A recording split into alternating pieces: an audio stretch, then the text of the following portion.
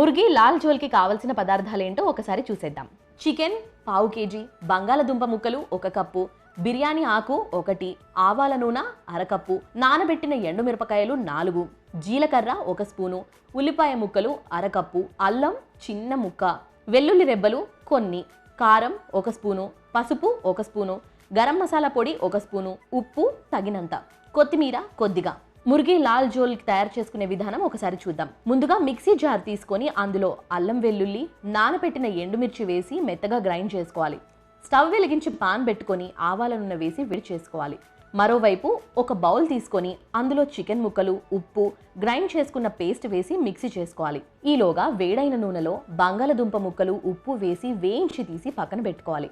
ఇక అదే పాన్లో జీలకర్ర, బిర్యానీ ఆకు, ఉల్లిపాయ ముక్కలు వేసి కాసేపు వేగనివ్వాలి.